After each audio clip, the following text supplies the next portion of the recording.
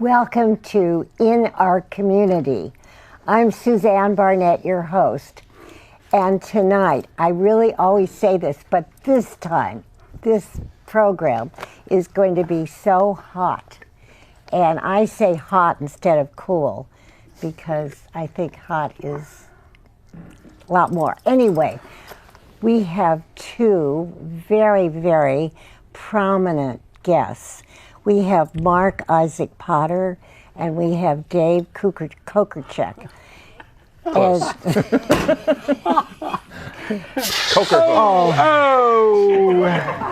That's good. Just keep rolling. Perfect. That's fine. Just leave it. This is like live TV. Yeah. But I like this. This is cool. This is good. Yeah, because keep going. We're talking reality. Yes, okay. yes. Should we keep going? Keep going. I got this on purpose because I didn't want to spill it. It's like we're here. What are we here to talk about tonight, Suzanne?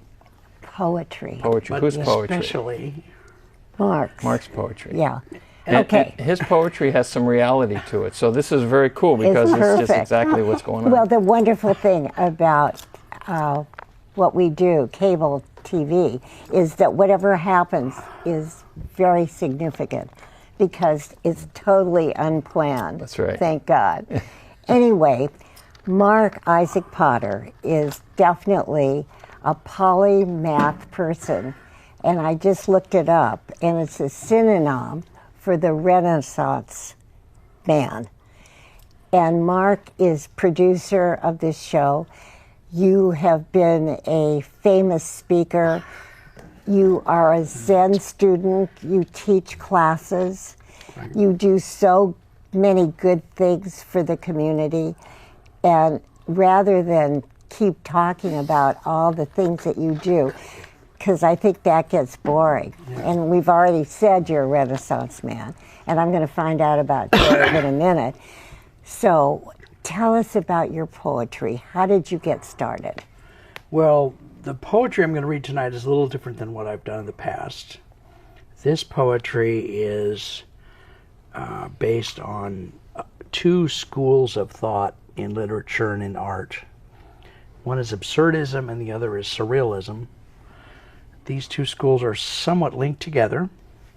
I hadn't done a lot of research on the background of those, so I went on Wikipedia and looked up absurdism, and it said that Soren Kierkegaard, who's a famous philosopher, kind of built the philosophical foundation upon which Camus and Sartre built existentialism, and that's one of the ways that absurdism came into being.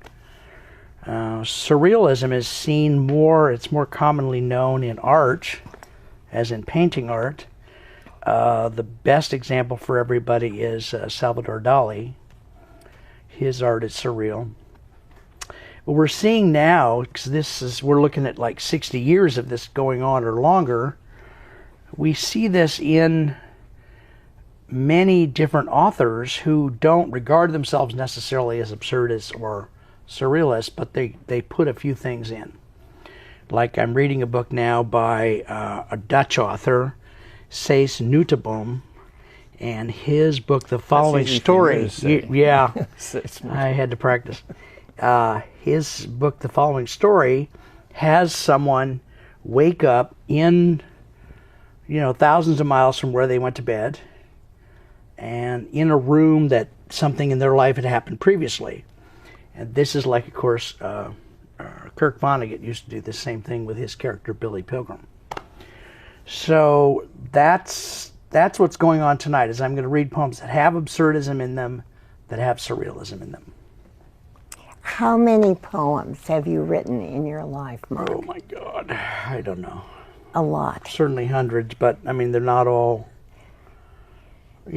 Some things you can just put to bed and bury them, and they'll be okay. Yeah. So that's where we're at. And this set of poems, the first set, and we'll just read a few from each group. The title of this manuscript is "Somewhere a Telephone Booth is Jumping to Its Death." And the first poem of the night is called "Begin." There is an unusually tall man with no arms. I really mean it. His arms, all the way up to the shoulders, are long gone.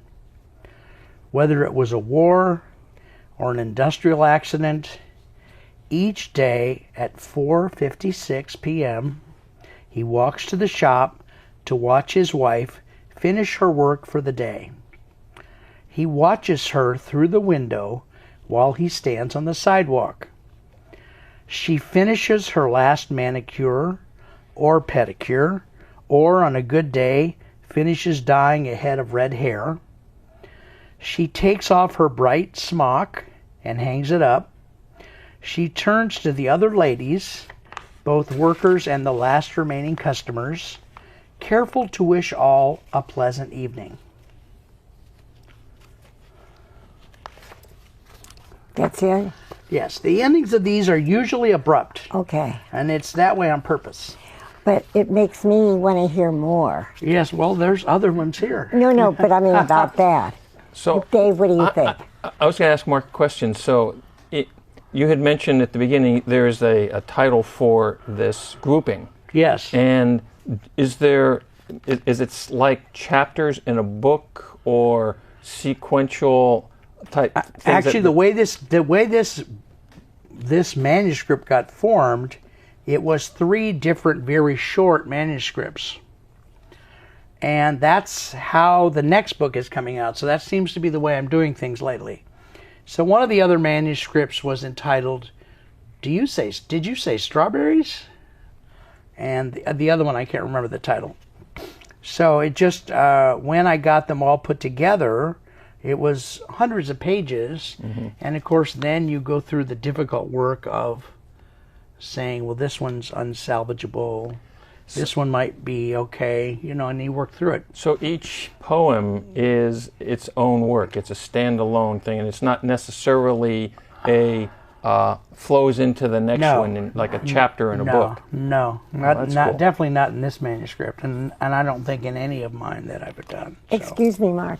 How did you get the idea for this? I was, in this poem, I was really concerned about war, soldiers, what they go through, how we treat them when they get home, and it just upsets me greatly. There's no reason we should be treating them the way we do, and I wanted to say something that was simple, that wasn't judgmental, but yet kind of leave a little droplet of, this is what people go through. Something very simple. William Carlos Williams used to write the simplest poems, and this is what I was trying to do in an absurdist way, is write something very simple. So, okay. Please continue. Okay, this one, there's a couple in here that are especially absurdist. This one helped me start something which is pretty new, called the literature of the disconnected. And it comes from the idea that we in life, things happen, like I reach for this and it spills. Things are always not what we thought they were going to be. They're always different. There's always an interruption. Mm-hmm. And so I'm working on that way of writing and actually accentuating that. So this piece has a lot of parts in it that do not seem to relate to each other, and that's more common in my work lately. It's called Buick Backstory. Buick Backstory. This pie tin is delightful. It helps me get the kitchen work done, acting as a lid for the saucepan and a side plate for my slices of bread. I am damaged. There, I said it. The pre-made mashed potatoes, the somewhat carefully drained can of corn, and the various dollops of margarine. As I am writing this to you, the 3 items that I just mentioned burn, more than slightly, in a saucepan. There is a little meat. It could be meat for soup, or at best, gravy. I am in love with the writing of Nathalie Surratt, especially her book, Here, and more especially her book, Tropisms. My learning is all handmade. Therefore, when I walk down the street, I feel odd. I am embarrassed when cars have to wait for me at a crosswalk. The retired fisherman with broken hands knows more about poetry than I ever will. Regarding the baskets of fruit at the farmer's market, the fruit is not now in a basket and has never been in any basket. I have to pour my heart out in a way that is neither artistic nor desirable. Claude Simone's triptych is an older brother whom I never knew. He had a separate mother and a separate father. The shiny copper finish of that 1959 Buick Electra is not a skin. Instead, the machine looks wondrously sculpted. I see. I'm a cigarette smoker, so I cough a lot.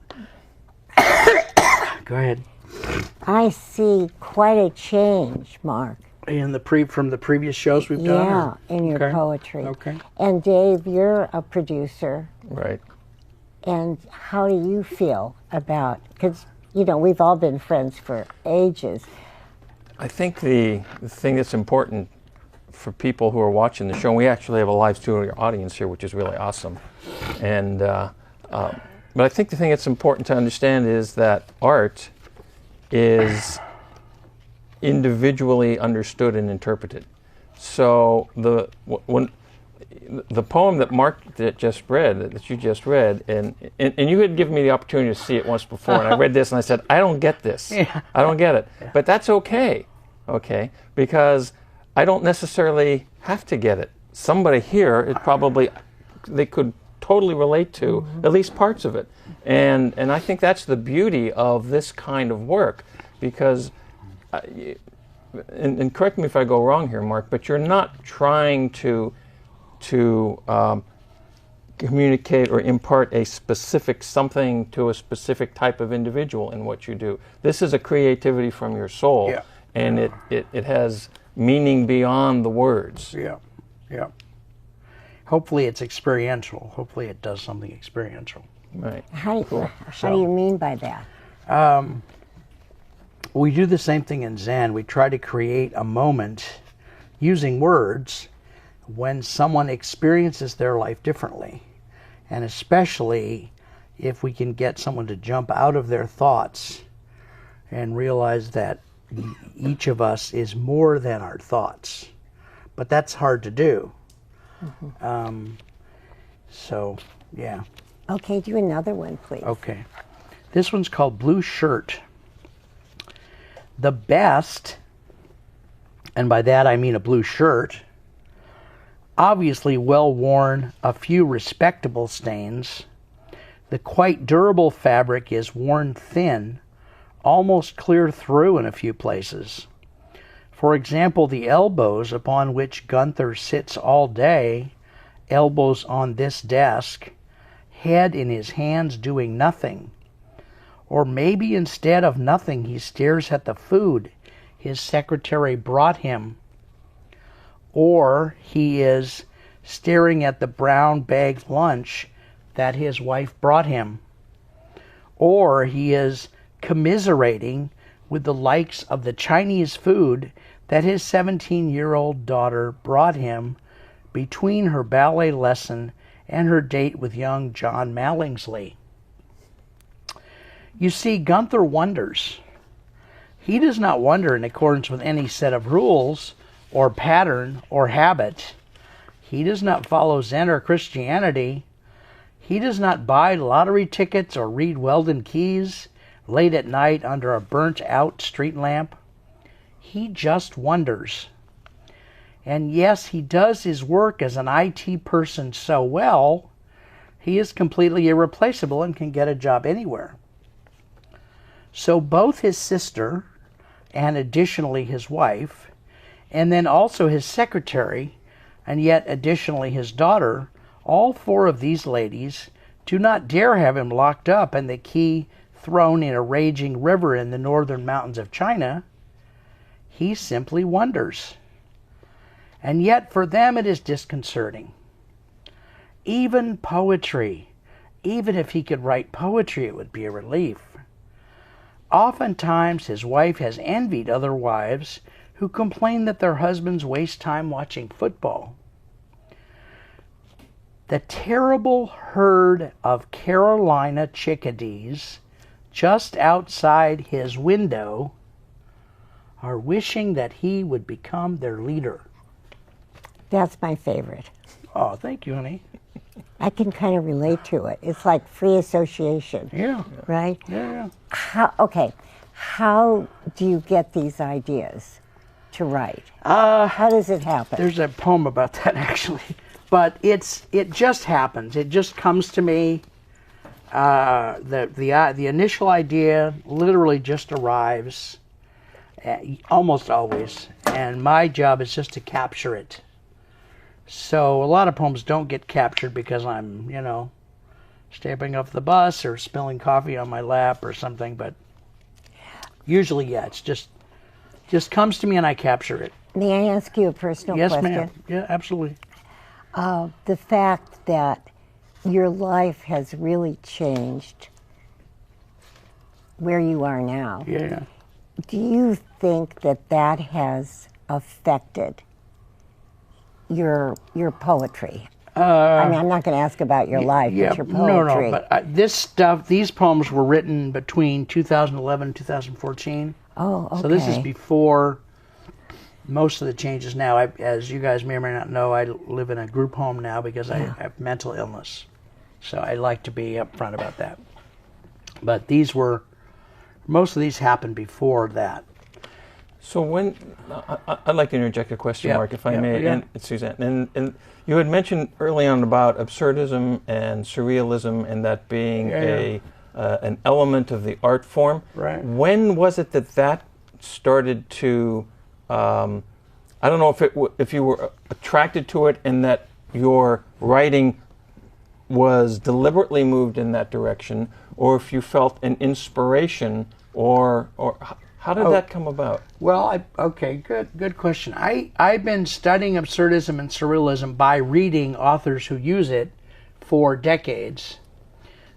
But before this manuscript, I was very attracted to William Carlos Williams, who is not an absurdist, not a surrealist, who writes very, very, very simple poems. That his mission was to make sure that the average person could understand his poetry. One of his most famous pieces is something about chickens and a wheelbarrow. It's just a few lines. So I wrote like that for many years, and I brought one section like that, which is not what I want to focus on necessarily, but I brought it in case we need it.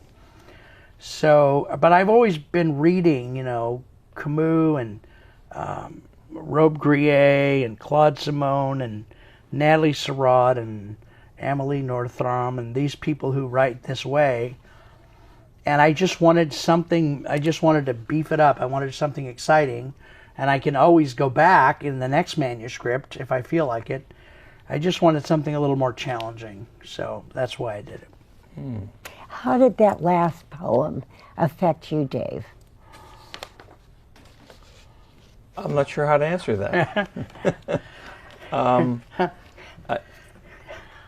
I find, as we're sitting here and listening, that I am attentive to what is being said. Maybe that's not the right approach to it or something. I should just kind of let stuff happen. But I'm trying to hear what the words are and what the feeling is. The way you're reading it has something to do with it too. Because you could sit there and just read the words, and it's like speed read, and you wouldn't get the same kind of impact as it coming out verbally with the kind of added context of the sound of the voice and the emotion that's in the voice. And I thought it was a very enjoyable poem. I liked it. I thought, hey, this is like most people. They don't necessarily. the world you live in and the world you want to live in are not necessarily the same thing, and that's sort of what that poem said to me. Yeah. Well, the thing that really intrigues me about Mark, because I've known Mark for a number of years, and I admire you so much, Mark. And I don't think I know anyone that has had such a difficult life. And I do. I know a whole bunch of people. People who live in the same group home I do. Well, you know, in my experience. Yeah. But the fact that how you have dealt with your life, Okay. and I don't mean to sound Pollyanna-ish, but No, I understand. it's really tough. And what this has done, I think it's made you focus on whatever's going on. Like, I kind of see you as a tortured soul. No, I Okay. do. Okay. Which good. I think is... That's why I take so much headache medication, I'm sure. But Suzanne, that gives me a question, because I know, and for you, Mark, and for both of you, and that is that sometimes, you know, songwriters or painters or whatever, they have this feeling, this emotion, whatever it is that's inside them, Yeah. that they are frustrated, and they put that on the canvas, That's or right. they put that in the music, Yeah. you know, and you listen to Rachmaninoff or somebody, and man, Yes, that guy was yes. pissed off about something every now and again. But yeah, you wonder. So my love question is, Rachmaninoff. to what degree are the writings, the poetry that you've been creating here, coming from that kind of a space versus Well, a more of a cerebral space? To be succinct, so I can get back to these, there's about 4 or 5 things in my life that literally I feel like have saved my life. One of them is writing. I've been writing since I was 15, which is 45, 50 years ago. So it really makes a difference. And even if I write something that will never see the light of day, it certainly helps. So, yeah. So let me write. Yeah. Did read that this. answer my question? I hope so. Okay. That's all the answer you're going to get, Holmes. Okay. Can you feel me? A visit to the movies. I am reminded there is not anything left. I read the word can't, C-A-N-T. Not a contraction, but apparently a different word. But I have not looked it up. Would someone please grab me a soft drink out of the refrigerator? There must be an unusual animal or bird that can take my mind off this. I am thankful for my own life, my own chance. So many people now are actually living in tent cities out of sight. Part 2. No one bothers to remember that it was actually Harrison Ford, not President Thomas Jefferson, who made the Louisiana Purchase at all likely and then possible and then a fait accompli. Even 73-year-old barbers know better. As I lean my neck back, hoping he will give me a nice trim and a decent shave, a young man of questionable dancing or prancing ability apparently sees the object of his romantic focus, and this starts him moving in a small arc, albeit a story arc, like a wounded fawn, like a football player whose best play of the season is ruined by bad officiating. Someone says something to me, something about the manner in which I put out my cigarettes. I then go into a long diatribe, very gently and diplomatically worded, as to how carefully and thoughtfully I put out each cigarette butt, even being careful to literally erase from the sidewalk the markings that putting a cigarette butt out carefully make on the concrete surface. And then, of course, I place the cigarette butt in a special pouch that I carry with me, just the way a person in the city picks up their dog's excrement with a small baggie. The word can't, as it turns out, has so many meanings that I would not even want to begin. Or was it Tom Hanks? Yeah, it may have been Tom Hanks. Over in Paris anyway to shoot that movie about Christ, having like a whole family and his descendants are among us selling Amway. Apparently Tom attended a party given by Ben Franklin for the success of his play, Ben Franklin in Paris, and the subject of selling that wilderness in the New World came up. Tom offered to write a check on the spot, but Ben, knowing the propriety of things, whispered to Mr. Hanks that they should make it look as though the colony's government had purchased the acreage. Tom followed through as requested. Well, we have 2 minutes left. Oh, yipes. How do you think that poem came over, Dave? This is one of the ones that Mark had shown me before, and I read it and I said, Oh. I don't get this. You know, which is, but again, it's a good thing, I think. The thing that I like about it is it just bounces all over the place. It's sort of like physics, you know, the randomness of things. But you know what I think, as I do in a lot of other types of art, but I think poetry is so intimate because it really, I mean, of course, it's in the ears of the hearing that it's kind of revealing. Correct. And all I can say is that I really care so much about you, Mark. I think you are an unbelievable person. And I'm honored to interview you. Thank you.